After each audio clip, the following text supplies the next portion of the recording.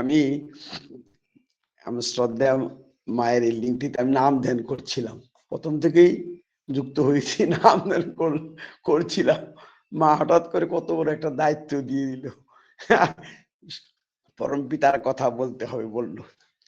আসলে ভাগ্যেরও কথা, মা বলছিলেন ভাগ্যেরও কথা, আসলে ভাগ্যের কথা, তার কথা বলা, তাকে নিয়ে ভাবা, তাকে তার চিন্তা নিয়ে নিজেকে লেগে থাকা, এটা একটা ভাগ্য লাগে আসলে। আর আমরা তো তারই চরণে যুক্ত হয়েছি, তাই আমাদের ভাগ্য আছেই সব সময়। শুধু করলেই ভাগ্য আরো বেশি করে মানে ফুলে ফেপে ওঠে আর কি। ঠাকুরকে নিয়ে চললে জীবনের সুখের উপর সুখ, কত সুখ সবই পাওয়া যায় তাকে ধরলে।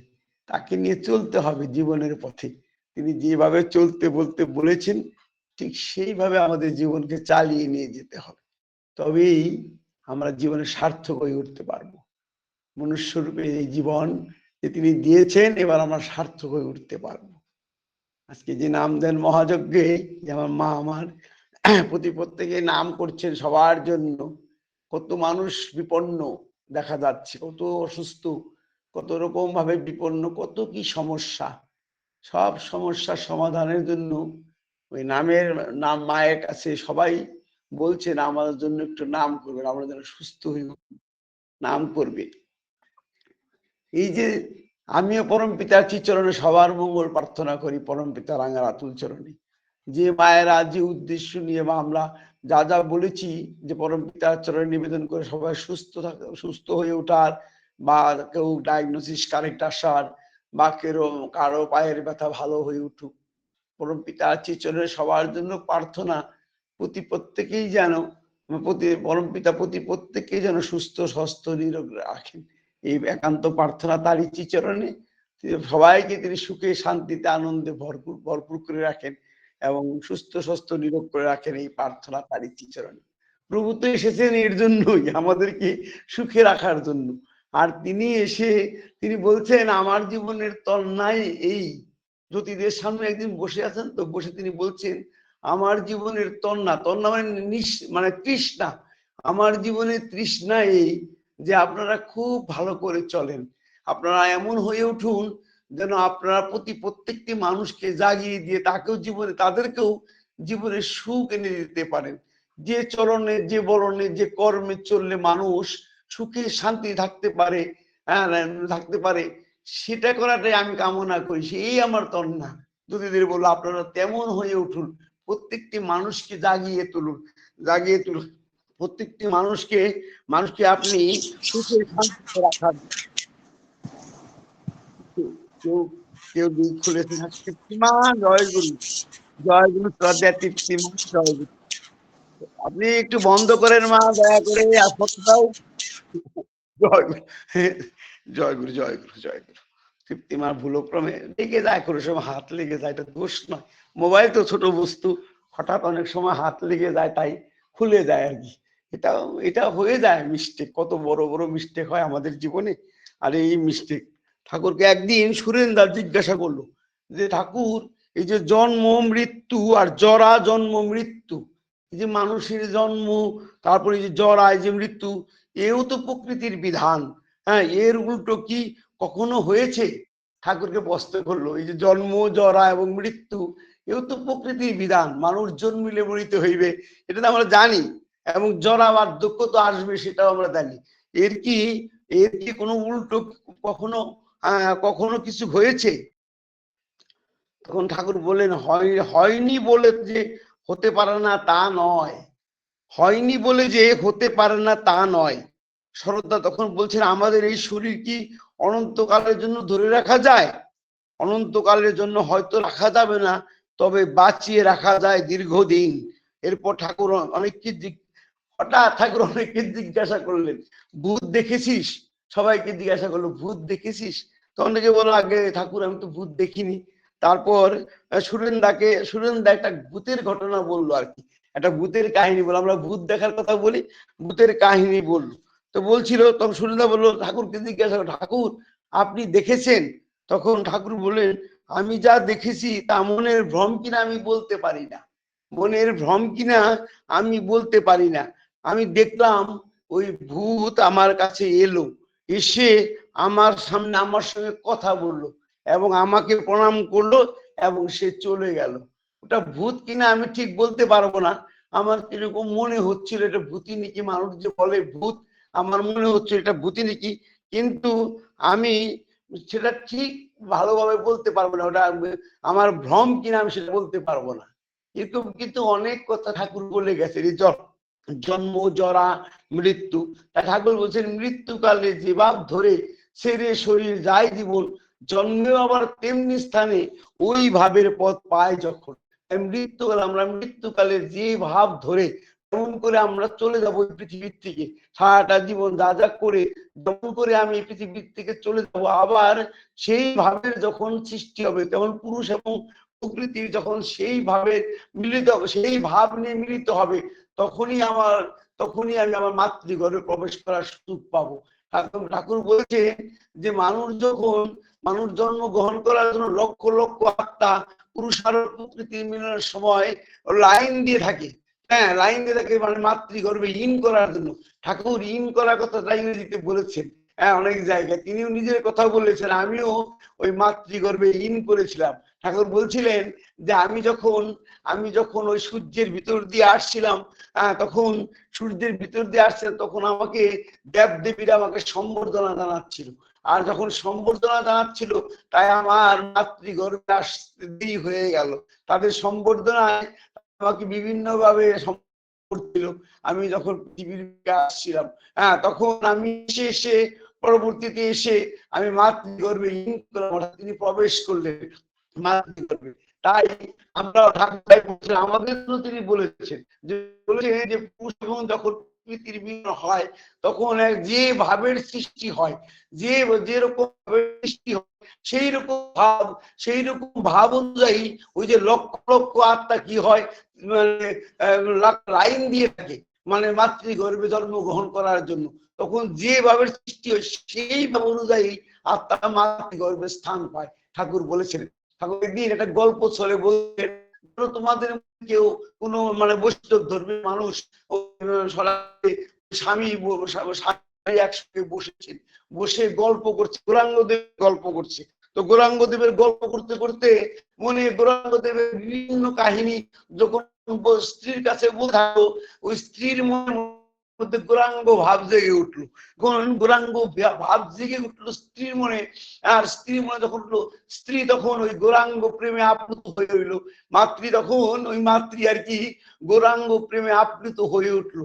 আর সেই মুহূর্তে তখনই যদি তাদের মিলনের ফলে এমন ছেলেও জন্ম পৃথিবীর বুকে আসবে যে জন্মের পরে সে হরি হরি হরি হরি বলবে, হরি হরির মতো ওই টিয়া পাখির মতো ওই যে হরি হরি বলে, ঠিক তেমনি করে হরি হরি বলবে। বলেই ঠাকুর বললো, ওই কয়াদুকে দেখনি, ওই যে কয়াদুকের ভক্ত প্রহ্লাদের যে জন্ম হয়েছিল, ওই কয়াদু কিন্তু স্বামীর ওই ভালো গুণরাজি শুধু আহরণ করতো। ওই ভালো গুণরাজি, ওই যে ভালো গুণরাজি তিনি ছিল, মানে রাজা, মানে ভক্ত প্রহ্লাদের বাবা হিরণ্যকশিপুর ভালো মন্দ নিয়েই তো একটা সংসার, একটা মানুষ, তার কিছু ভালো গুণ ছিল, তার মধ্যে তার মন্দ গুণ ছিল। হরি ভক্তি মা আমার স্বামীর যেগুলি ভালো গুণ রয়েছে সেগুলি সবসময় ফলো করত এবং হরি প্রেমে থাকতো। এবং ওই কয়াদু মানে ওই হিরণ্যকশিপুকে ওই হরি হরি বলাতে বাধ্য করেছিল। তিনি হিরণ্যকশিপু মানে হিরণ্যকশিপু ওই কি করতেন, ওই হরির নামই শুনতে পারতেন না। তো ওই মা আমার মানে হিরণ্যকশিপু মা ওই মাঝে মাঝে স্বামীকে জিজ্ঞাসা করতো, আপনি যেন কাকে একদম দেখতে পারেন না? তখন তাকে বলতো, ওই যে হরি, ওই হরি কেন, হরির নামই শুনতে পাই না। হরি আমার জীবনে, মানে হরি হচ্ছে আমার পরম শত্রু। হরিকে আমি কায়দা করে হরির নাম বলতে পারবো যে আপনি যেন কারা শুনতে পারেন না। তখন তিনি কয়াদু যখন ওই ধ্যানস্থ হয়ে থাকেন, তখন তিনি তাকে আদেশ করেছিল, তোমার স্বামীকে যদি তুমি 3 বার বা 7 বার তুমি যদি হরির নাম করাতে পারো, তাহলে তোমার গর্ভে হরি ভক্তের জন্মগ্রহণ করবে, আমি তোমার গর্ভে জন্মগ্রহণ করবো। যে তিনি কায়দা করে স্বামীকে হরি বলার চেষ্টা করাতে। তো কয়াদু এই হিরণ্যকশিপু তো একদম শত্রু, পরম শত্রু, মানে হরিভক্ত তো নাই। হ্যাঁ, তো কিন্তু ওই হিরণ্যকশিপুকে যেমনি করে ছলে বলে কৌশলে কয়াদু বুদ্ধি করে স্বামীকে তোষণ পোষণ করে তার ভালো গুণরাজি জাগিয়ে দিয়ে, তার যে ভালো গুণরাজি আছে মানুষের মধ্যে গুণরাজি আছে, তো মানুষের মধ্যে ভালো সব নিয়ে তো মানুষ ভালো করে থাকবেই থাকবে, মনের ভিতরে কি ভালো গুণরাজি নাই? নিশ্চয়ই আছে। সে ভালো গুণরাজি জাগিয়ে দিয়ে মাঝে মাঝে জিজ্ঞাসা করতো, তুমি এত ভালো, তুমি রাজা, তোমার রাজা এই পৃথিবীতে আর কেউ নেই, তুমি কত সাধনা করে কেমন করে তুমি শিবের আশীর্বাদ গ্রহণ করেছো, তুমি তো আসনা মা, জয় গুরু মা, একটু শ্রদ্ধেয়া মা, বাসনা মা, জয় গুরু, জয় গুরু, জয় গুরু। যাই হোক, ওই যে তুমি যে মানে তুমি যে এগুলি কথা তো আসলে মনের ভাবের কথা তো উল্টে যায় আর কি, কিন্তু মানে কেউ তো আর পড়াশোনা করে মনে রাখতে পারে, বইও পড়া হয় না, এটা মনের কথা কি কুসুম বলতে থাকলে তার মধ্যে কিছু হলে মানে রাস্তাটা চেঞ্জ হয়ে যায়। যাই হোক, হ্যাঁ, তারপরে কি করলো, স্বামীকে মানে আপ্লুত করে তুলতো, আপ্লুত করে তুলে বলতো শত্রু ছিল ওই হরির নাম বলতো, ওই হরিকে আমি দেখতেই পারি না। আবার কিছুক্ষণ পরে বললো, তুমি যে বলছিলে যে হরি ওই কি যেন বললা, সেই আমার তার কথা যেন বলছিল যে নাকি যার উপর তোমার সারা জীবন ঘৃণা আছে, সেইকে কেন বারে বারে বলে যাবে হরির কথা বলছিলাম, সেই হরিকে আমি দেখতেই পারি না, এরকম করে কয়েকদু তাকে ওই বারে বারে হরির নাম, হরির নাম মানে হরির নামটা নেওয়া তো, আর হরির নাম নিতে হরির নাম নিতে নিতেই তার ভালো গুণরাজি অবলম্বন করে কয়েকদু যখন অন্তঃসত্ত্বা হলেন, তখন তার গর্ভে হরির ভক্ত জন্ম হলো পৃথিবীর বুকে। এটা আপনি দেখেন, আর অথচ রাবণ যে জন্মগ্রহণ করেছিল, রাবণের নাম কি ছিল এই মুহূর্তে, রাবণ বাবা কিন্তু মহান ঋষি ছিল, বিরাট বড় ঋষি, কিন্তু রাবণের মা ছিল রাক্ষসী। তাই তিনি স্বামীকে তেমন করে, যদিও স্বামী ঋষি ছিল, ঋষি হওয়ার সত্ত্বেও যে স্বামীকে তিনি তেমন করে আপ্লুত করে ভালো তার পৃথিবীর বুকে আনতে পারলেন, তিনি রাবণের মতো ওই নারীকে করার মতো পুরুষকে পৃথিবীর বুকে নিয়ে এলেন। হ্যাঁ, অথচ তার স্বামী ছিল মহান ঋষি, মহান ঋষি, কিন্তু সে তারই পুরুষে বা সেই মায়ের ভালো সন্তান এলো না, কারণ তিনি তাকে করে উদ্বুদ্ধ করতে পারেননি। ওইটাই ঠাকুর বলছিলেন, ওই যে মা যখন গৌরাঙ্গের গল্প করতে করতে, মা দাদাটা যখন গৌরাঙ্গের গল্প করতে করতে যখন গৌরাঙ্গ আপ্লুত হয়ে উঠলো, ওই তখন তার গর্ভে তিনি যখন সেই গৌরাঙ্গ ময় হয়ে উঠলেন মা আমার, এবং স্বামী গৌরাঙ্গের গল্প করতে করতে যদি তারা মিলিত হয়, তাদের গর্ভে যে সন্তান আসবে সে ওই টিয়া পাখির মতো হরি বলবে, হরি হরি বলবে। এই তো জীবন, এমনি করে পৃথিবীতে ভালো ভালো সন্তান ঠাকুর আনতে বলেছেন। ঠাকুর বলছেন পৃথিবীতে ভালো ভালো সন্তান আনতে, আমাদের পৃথিবীতে ভালো তার ভালো ভালো সন্তান আনার জন্য তিনি বিভিন্ন বিধান দিয়ে গেছেন। আর তার মতো তিনি বলছেন ইষ্ট প্রেম, ইষ্ট যদি আমরা ভালোবাসি, প্রিয় পরমকে যদি আমরা মাথা করে নিয়েছিলি চলি, তাহলে তিনি বিধান দিয়েছেন সুসংগত বিবাহ, সুসন্তান পৃথিবীর বুকে জাত হয়। তাই ঠাকুর উন্নয়ন আর সুপ্রজন সেই তো বিয়ের মূল, যেমনি তেমনি করে বিয়ে করিস না কো ভুল। তাহলে উন্নয়ন আর সুপ্রজনন, উন্নয়ন এবং সুসন্তান পৃথিবীতে জাত হওয়া, আর উন্নয়ন ডেভেলপমেন্ট ইন অল সাইডস, উন্নয়ন বলতে সমস্ত দিকে বেড়ে উঠবো, আমি আমার মনুষ্যত্ব বেড়ে উঠবে, আমি ধনে সম্পত্তিতে, মানে টাকা পয়সায়, শিক্ষায় দীক্ষায়, জ্ঞানে বুদ্ধিতে, সমাজের সমস্ত কাজে কর্মে সমস্ত দিকে আমি বৃদ্ধিপ্রাপ্ত করবো। ঠাকুর তাই বলে সমস্ত দিকে বৃদ্ধি, বাঁচা এবং সুন্দর বাঁচা, সুন্দর করে বেড়ে উঠাই ধর্ম। তাই উন্নয়ন, সেটা উন্নয়নের মধ্যে পড়ে সুন্দর করে বাঁচা এবং বৃদ্ধিপ্রাপ্ত উন্নয়ন, সুপ্রজনন, সুসংহত সন্তান পৃথিবীর বুকে আনয়ন করা। পৃথিবীতে কত আত্মা ঘুরে বেড়াচ্ছে, মাতৃগর্ভে আসার সুযোগ পাচ্ছে না, কত মহান মহান ঋষিমণি এই পৃথিবীর বুকে জন্মগ্রহণ করেছে। এমন দিন ছিলেন ঠাকুর একদিন বসে মানে হঠাৎ মানে ধন্যে ধান্যে পুষ্পে ভরা আমাদের এই বসুন্ধরা, এই গানটি গাইছিলেন।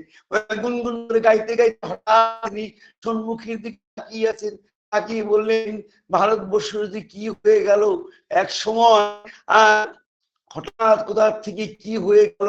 এমন দিন ছিল সারা বিশ্বের মানুষ এই ভারতবর্ষের দিকে তাকিয়ে থাকতো, তারা ভারতবর্ষের ঋষিমুনিরা কি করে সেদিকে তাকিয়ে থাকতো। হঠাৎ যে কি হয়ে গেল কিছুই বোঝা গেল না, কোথা থেকে হয়ে গেল। এই কথা বলে তিনি বলছেন Indian Raj, India will shine. তিনি বললেন যে ইন্ডিয়া, ভারতবর্ষ আবার জাগ্রত হয়ে উঠবে এবং তার উজ্জ্বল বিকিরণ হবে একদিন, একদিন না একদিন। তোমরা শুধু তা কাজ করে যাও, প্রিয় পরমপ্রিয় জীবনের পথে চলো, তাহা দেওয়া বিধি বিধান মেনে চলে সম্মুখের দিকে এগিয়ে যাও।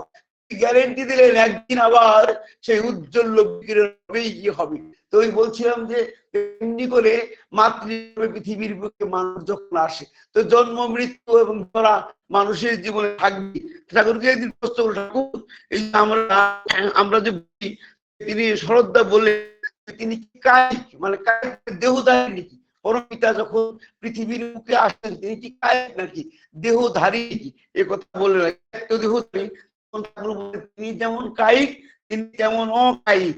তিনি যখন মায়াবৃত্ত, মায়া ভিতর যখন থাকেন তখন কায়িক। মায়াবৃত্ত মানে পুত্র পরিবার, স্ত্রী পুত্র পরিবার নিয়ে যখন তিনি থাকেন তখন তিনি কায়িক। আবার প্রকৃতির পারে যখন সেগুলির ঊর্ধ্বে যখন তিনি থাকেন তখন তার ধারণা আমরা কল্পনা করতে পারি না।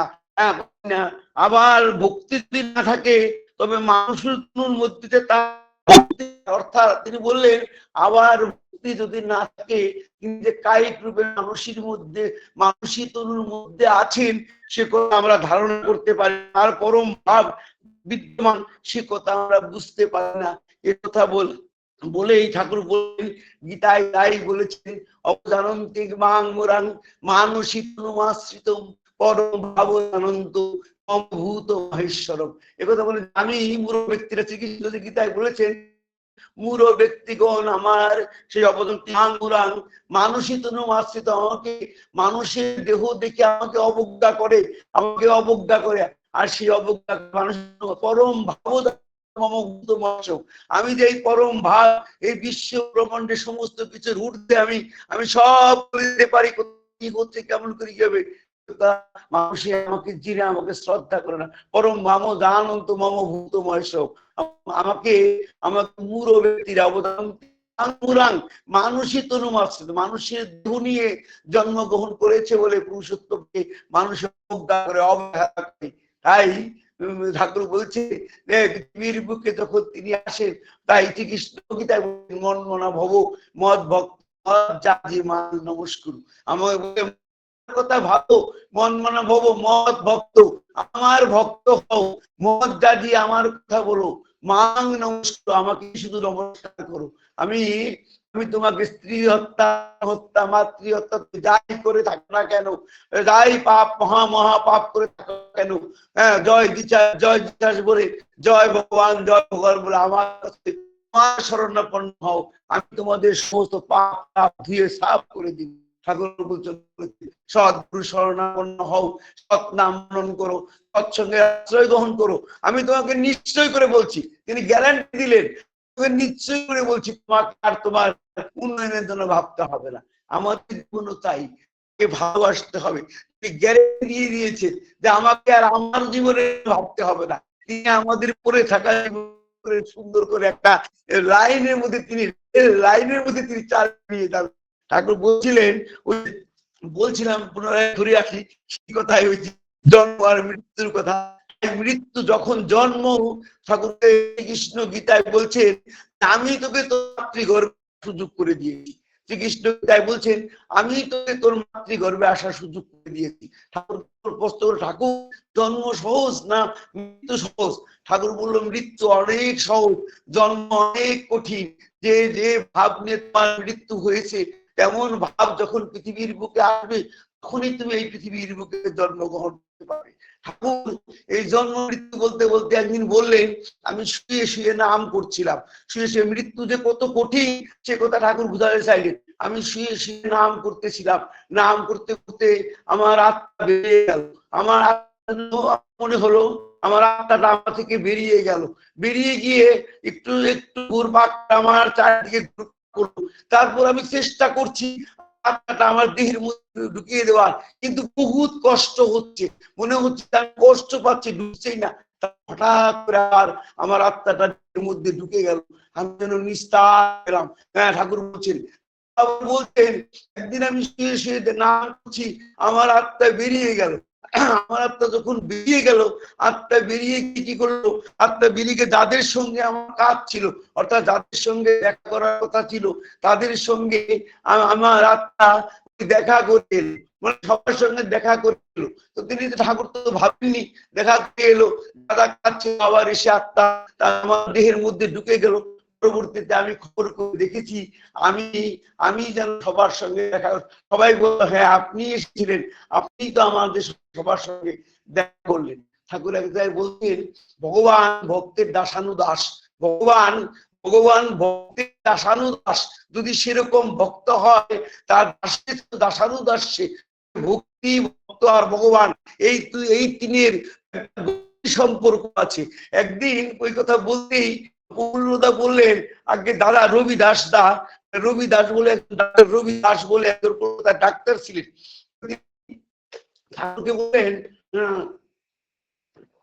ঠাকুর রবি দাস দা একবার এখানে বসে আছেন, আপনার চরণে বসে আছেন, সকালবেলা রবি দাস দা বসে আছেন, তো আপনার কথা শুনছেন, আপনার সঙ্গে বসে আছেন, কিন্তু পরবর্তীতে যারা চেম্বার যে রুগীদের আসার কথা ছিল প্রত্যেকে এসে রুগী এসেছেন, তিনি ওয়ান বাই ওয়ান ডেকে চিকিৎসা করেছেন, প্রেসক্রাইব করেছেন, সবাইকে তিনি দেখেছেন।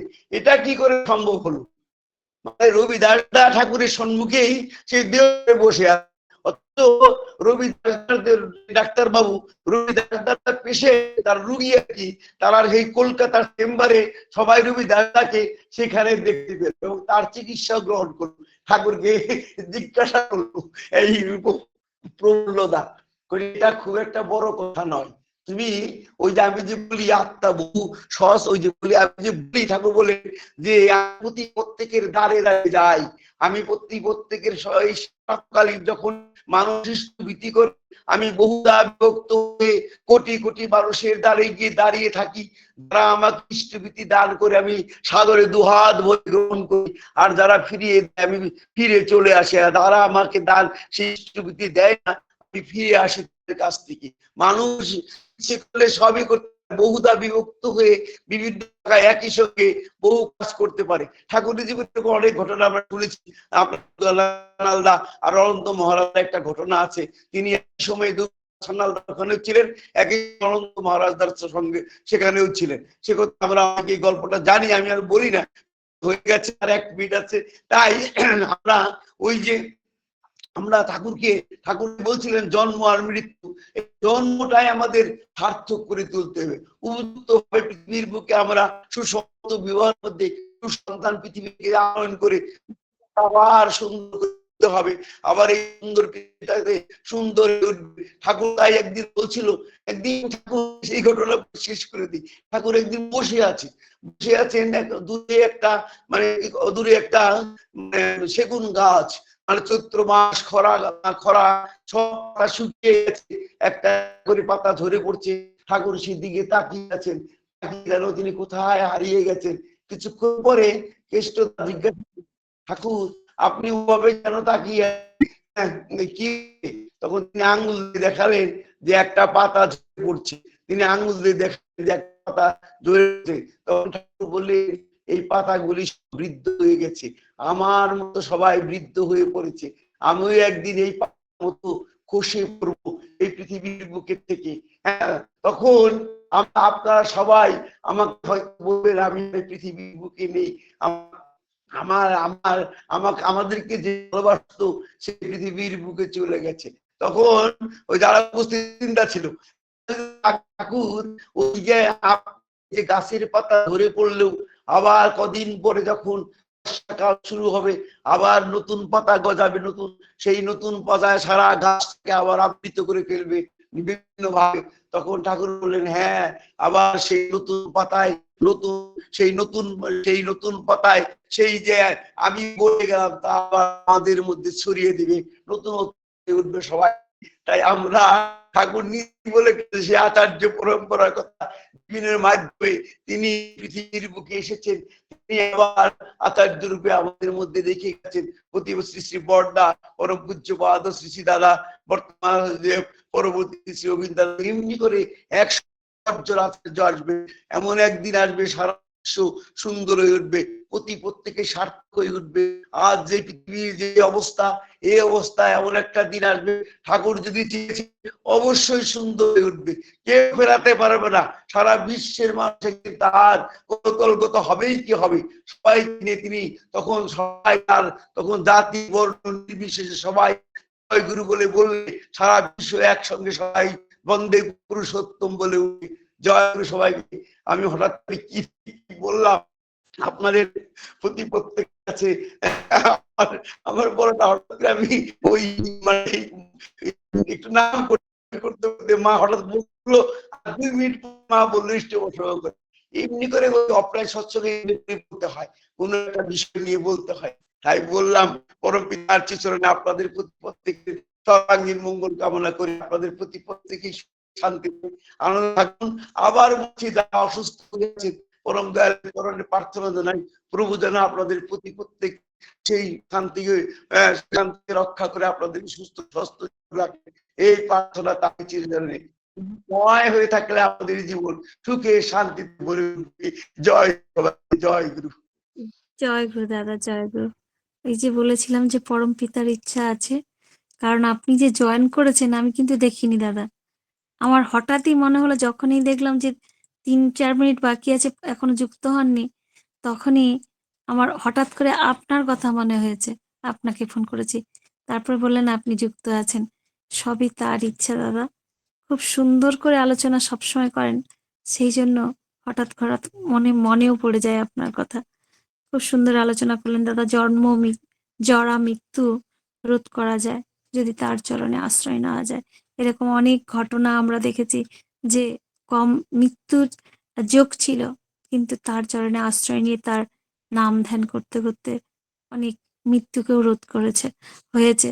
এরকম আমরা অনেক ঘটনা শুনেছি, আর আপনি আজকে তাই সুন্দর করে বললেন যে মৃত্যুকালে আমাদের যে ভাব নিয়ে আমাদের মৃত্যু হয়, আমাদের পরবর্তী জন্মও সেই ভাব নিয়ে জন্ম হয়। ভালো মা না হলে ভালো সন্তান হয় না, তা প্রহ্লাদের ঘটনা এবং রাবণের ঘটনা বললেন, যে দুজনের মা কিরকম ছিল, দুজনের সন্তান কিরকম হয়েছে। খুব সুন্দর দাদা। আমরা এইসব ঘটনা শুনে আমরা প্রেরণা পাই। খুব ভালো থাকুন দাদা। জয় গুরু। তার চরণে আশ্রয় নিলে আমাদের সমস্ত পাপ তাপ দূরীভূত হয়।